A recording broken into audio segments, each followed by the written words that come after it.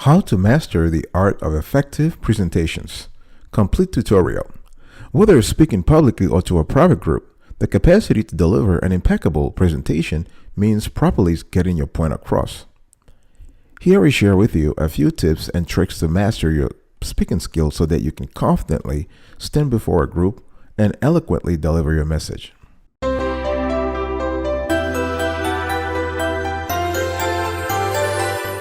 Welcome back, folks, to another edition of Sweetie Kiwi. I'm very happy to have you today. I hope you are doing fantastic. I'm doing marvelous. If you're doing as marvelous as I am, go grab a cup of coffee or tea or vodka and let's roll. Now, I want to talk to you today about the art of effective presentations. The first thing you need to do is you need to understand the basics of a successful presentation. How do you define a successful delivery? It's very important. Now, an effective presentation is a presentation that allows you to make your point across, to get your point across, to get feedback from the public, and to feel the audience enriched. It has to be very conversational. It has to be very interactive. And at the end of the day, you want your audience to get as much from your presentation as possible. That's how researchers, that's how industry observers define an effective presentation. All right. Now, you also want to generate through your presentation passion and enthusiasm, right? An educational process should not be just dull and serious. No, you want folks who are listening to you. You want listeners and viewers in general to feel comfortable about the topic, the way you cover the topic, and your own pitch, your own tone, the tone of your voice. Right, it's very important because nonverbal communication is key, even if when you're delivering a presentation. Another thing when it comes to understanding the basics of a successful presentation is that you need to know some techniques for delivering value. Right? Again, it's important. Value is important for the listener and the viewer. Right? They want to know what they learned, so you can do this through a recap at the end of the presentation. This is why in all our shows we actually provide a recap of the topic covered during the show. So that's one. You can also have a question and answer session, a Q&A sessions that allow you to make sure that the audience has understood all the topics being covered. You can also engage in polls afterwards, surveys, so that the public can give you their opinion about what you delivered. That's number one. Number one, understand the basics of a successful presentation. Number two, build the basic structure of your presentation. To master the art of effective presentations, you need to have a structure. You need to have a basic structure, the cornerstone of your presentation.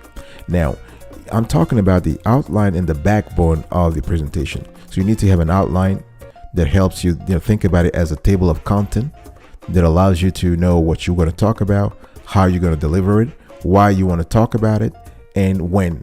What time during the presentation would you give examples? Would you make a joke? Would you provide viewers and listeners with some thought-provoking stats? All of those things has to be done beforehand, right? So you want to do the outline, but also the backbone. The backbone has to be stuffed with data, with research, with facts, with stats. You want to substantiate every statement that you make. That will add credibility to your presentation and credibility to you as a presenter, right? Determine the presentation type. As you are working around the structure of your presentation, you need to figure out the nature of your presentation. Is it just a normal conversation? Is it a casual chat? Is it a fireside chat? Right? Or is it a formal presentation? Is it an university type presentation? Right? So you got to really, and this is very simple to determine. This depends on two things: the topic itself and the audience. Right? Another thing you want to do is you want to try to capture audience attention from the get-go. It's very important. We had an entire show dedicated to how to properly hook your audience from the get-go. So there are ways that you can actually capture audience attention from the get-go. You can do this by delivering thought-provoking stats. You can ask rhetorical questions. You can talk about yourself. You can talk about the weather or something significant that happened on that particular day. There are a lot of ways. And another thing you want to do is you want to tailor the presentation to your audience, right? If you know your audience pretty well, you should be able to tailor the presentation to them. The third thing you want to do is structure your delivery, right? By structuring the delivery, you are able to leverage your own talent, to leverage the audience attention, right? Because we live in a world where people's attention span is declining by the day. And if you are lucky to have an audience that's listening to you for 10, 15, 20 minutes, that's pretty good. So you don't want to mess up with that, right? So choose the presentation length that is appropriate for the topic and for the audience. Set a time frame, right? Now, of course, I said earlier, you need to create the topic outline. You need to make the key points, right? The quintessential points that you want to cover during the presentation. This will constitute your delivery. And the last thing you want to do is you want to categorize and break down information into intelligible bits. You want to really talk to folks as if they were teenagers, or I guess what I'm trying to say is, I'm not saying to dumb down the presentation, but what I'm trying to say is use language that is easily understandable. Use language, don't use convoluted language. Don't use convoluted phrases. You want to use simple language that gets your point across, right? This is very important. I'll be right back right after this. Don't go anywhere.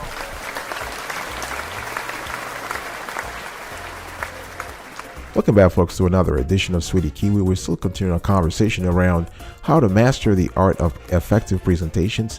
This is a complete tutorial, complete and easy tutorial. If you like this tutorial so far and you believe that we are adding value to your life and your career, please consider subscribing to our channel and turning off the notification bell so that you can be informed whenever we drop a new show every single day. We do this every single day, rain or shine.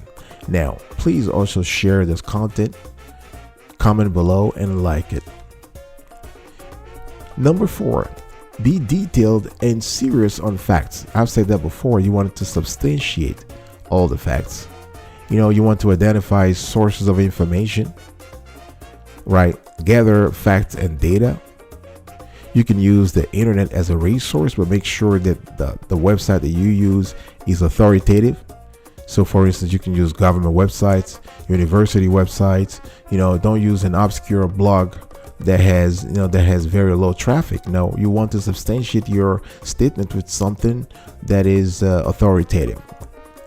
Also, you want to cite key points with citations. It's very important. Citations are important. Again, the idea here is to say, you're showing your audience that you've done your research and that your opinion is not just yours. That opinion is shared by many people before you or many people after you. This is the important thing about citing. The important thing about citations in an academic research paper or just a regular presentation. All right. Number 5, build your presentation. Now, you want to write your presentation as you speak. Don't start using words that you rarely use in everyday normal conversations. That will throw you off. You want to write as you speak. Again, you have to match the tone and pitch and the content of your presentation to the audience, but write as you speak. If you start thinking, I would say academically, or thinking as a professor, a university professor, you're not going to make it unless you have experience in that field, and this is your natural way of speaking. What you should do rather is to write as you speak, and to speak as you write. Okay, very important. You want to review editing and rewriting slides. So go through all slides as you write your presentation. Do a first round, do a second round, and do a third round. And the third round, the second and third round should aim at making sure that you look for typos, you look for style, you look for tone. All of those things count in making your presentation ultimately a great one. You also want to observe visual guidelines, right? So do you have arrows? Do you have charts?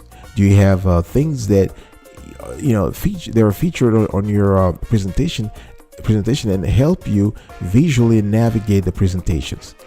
Okay, this is very important to rehearse and to prepare for those things in advance. Number 6, deliver your presentation. Now, when you before you start thinking about delivering your presentation, think about the audience and make your audience the focal point. Make your audience the focus here.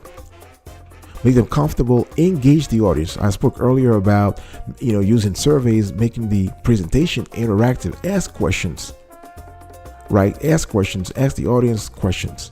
They can respond as you move on. So have the, engage an audience. Building breaks, right? Breaks can be silence. Breaks can be some kind of survey, show of hands, but you want to have that. Especially if you have a long presentation, 30 minutes, 45 minutes, and 1 hour, you want to establish, breaks in between, so folks have time to maybe go to the bathroom for biological reasons, or they have time to recoup, to bring their heads, to wrap their heads around what you're presenting. Especially if your topic is a very complicated one, you want to make sure that you give them breaks. Okay. And, the last thing you want to do is wind down the presentation. Now, you can just wind down the presentation through a recap, through a question or two questions of significant importance. You want to raise the attention of the audience. You want to bring their awareness onto something, so think about how to wind down your presentation. I'll be right back right after this. Don't go anywhere. Welcome back, folks, to another edition of Sweetie Kiwi. I'm very happy to still have you around, and I want to talk now to you about, interacting and bonding with your audience. This is very critical if you're trying to transform your normal presentation into an impeccable one. So interact and bond with your audience.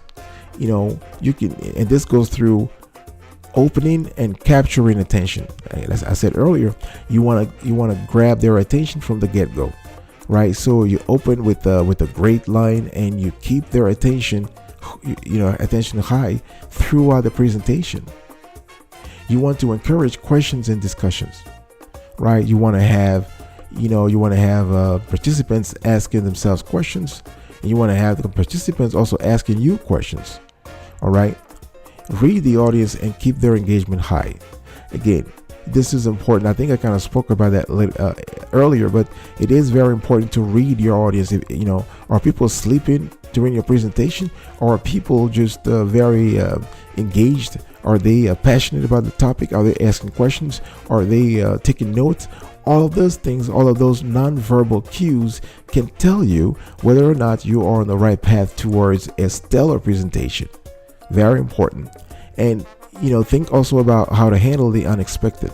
A lot of stuff can happen during a presentation, from a tech glitch, the PowerPoint is not working, to a psychological breakdown in a member of the team. People start sweating, or even you, the presenter, blushing because you're just very shy, or you can't handle public attention. Those things you need to think about it beforehand.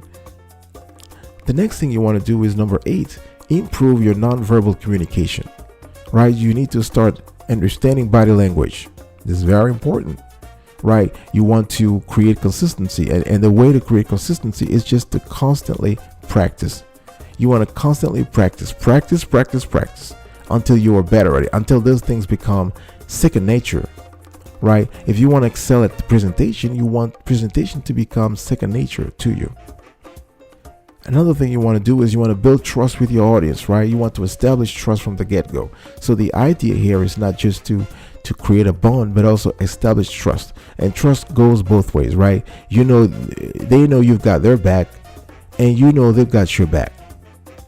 So they can ask questions, they can have, and the whole experience becomes very lively and enriching for all parties. Number 9, sync your words with your movement. This is very important. You want to reinforce your words.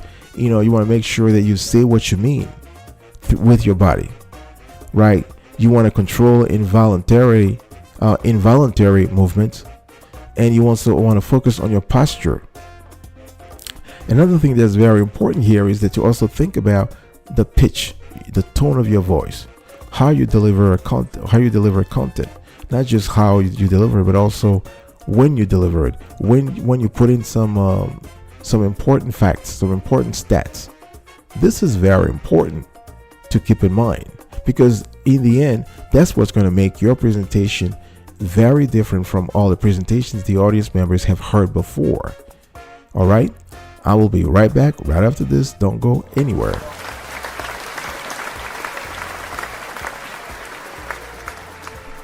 Welcome back, folks, to another edition of Sweetie Kiwi. Now I want to give you the last point of today's program. This is close the presentation. You have to close your presentation effectively. There are several ways. There are myriad options when it comes to closing a presentation, but there are a few that always work. You can call the audience to action, right? You have a CTA. In all our shows, we try to have CTAs also. So you want to call the audience to an action by giving specific bullet points that they can take note of and implement in their private lives. You want to conduct a closing Q&A discussion, right? Because the more engaged audience members are during the Q&A presentation, the Q&A discussion, the more you know that they have enjoyed the presentation. If people don't ask questions, that means the presentation was either boring or had irrelevant content, and you don't want that. Another thing you can do is to post event involvement, right? So, after the event, you can basically send emails and share your presentation with audience members. That way you cultivate a long-term relationship with each of them. So this is about it, folks. We're about to wrap up today's show here. So let me give you a recap of today's show. So to master the art of effective presentations, understand the basics of a successful presentation. Build the basic structure of your presentation. Structure your delivery. Be detailed and serious on facts. Build your presentation. Deliver your presentation. Interact and bond with your audience. Improve your nonverbal communication. Sync your words with your movement. Close your presentation. Right? So this is very important. And now let's have a call to action. I spoke earlier about having a call to action. I have a call to action for you. This is something you can do very simply, but also this will help you in the long run becoming a better orator and someone who can connect right away with his or her audience. Now you want to show your passion and connect with your audience, right? You want to focus on your audience needs. Very important to do some research beforehand on your audience members and focus on their needs. Keep it simple, right? You want to concentrate on your core message, right? And try not to look too sad, so you can smile. Make eye contact with your audience members. You want to start strongly. I spoke about that. You want to start right off the bat with something positive, something captivating. And one thing you want to do here is tell stories, right? You want to tell stories. And last but not the least, try to use your voice properly. All right. I will speak to you another time. And until then, stay marvelous.